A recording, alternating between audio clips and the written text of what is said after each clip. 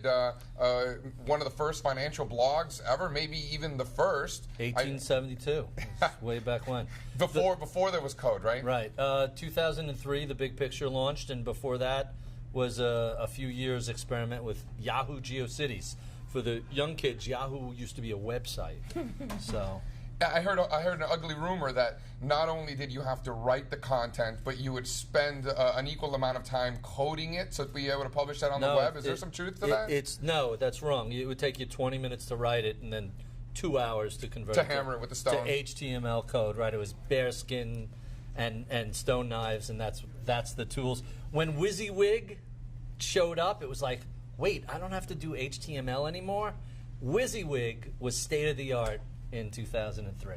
It's amazing what you were able to do and how many of us you've inspired. I mean, myself included, allstarcharts.com. I know Josh Brown, your partner. Him and I used to read your site religiously prior to you becoming friends and eventually partners. So, thank you for that inspiration. And to this day, I know for a fact, there are new bloggers coming in every day, and us as market geeks and consumers of that sort of content, we're now able to find new talent, and I see you guys doing that every day. Sure. So Mike Batnick writes The Relevant Investor, Ben Carlson, Wealth of Common Sense, Tony Isola writes A Teachable Moment. These are all members of the firm, and I'd like to say it was all part of a brilliant master plan. Here's what we'll do. We'll blog in obscurity for a decade, and then, but instead it was just, back in the mid-2000s, you had something to say, and blogging created an opportunity to say what the mainstream media wasn't saying, what Wall Street research departments weren't necessarily saying. It's not a surprise that a handful of people who were writing publicly and publishing in blogs saw the financial crisis coming, while mainstream economists and Wall Street analysts were completely blindsided. Now, the challenge has reversed. It used to be the mainstream wasn't telling the truth. They were just repeating sort of discredited, what we now call memes. But they were telling myths and telling stories that there wasn't real statistical support for. Now, everybody has a blog, everybody from the FT to the New York Times, the Wall Street Journal, to Marco, go down the list, and there's an overwhelming amount of content, and the challenge isn't finding something interesting to read. The challenge is weeding out all of the nonsense that just repeat discredited ideas. These zombie ideas just don't seem to die, and the internet is a huge source of bad financial advice. We had dinner the other night. While you guys were here, I had dinner with a handful of people, and all of whom have to be nameless, but are so many of whom you would probably recognize their names, and many of whom also publish. And the comment that was said was how much gravitas goes with publishing publicly, because you say something, you put it out into the world, and people act on it. And it's very annoying to see really bad ideas and really poorly thought out process.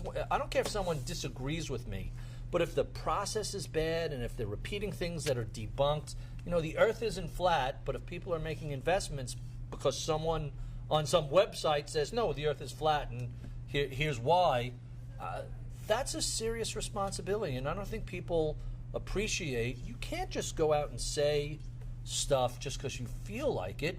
You're going to impact other people and possibly negatively. So I love hearing that people like yourself and Josh and others follow the idea of, I could use a blog to tell my own story.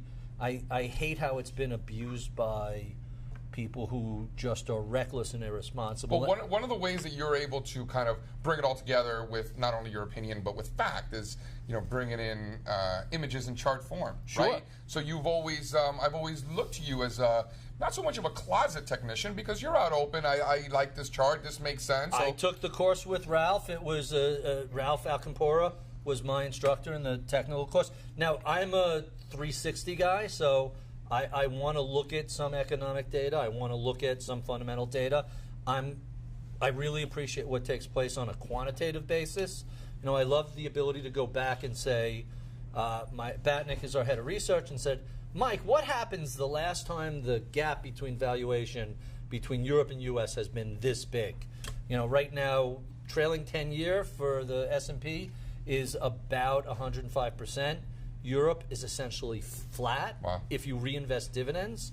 The last time that happened was 2002, and U.S. markets were outperformed by Europe by over 50% over the ensuing couple of years.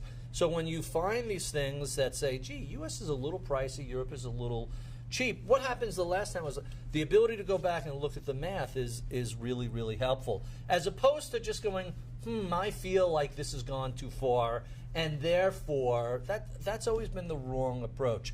You have to use evidence, you have to have data that supports the belief. But to me, the simplest trade in the world is buy a primary trend and stay with it until it breaks. That's Charlie Dow 101, is it not? I would guess. I'm not claiming I invented it, I'm just saying it seems to work.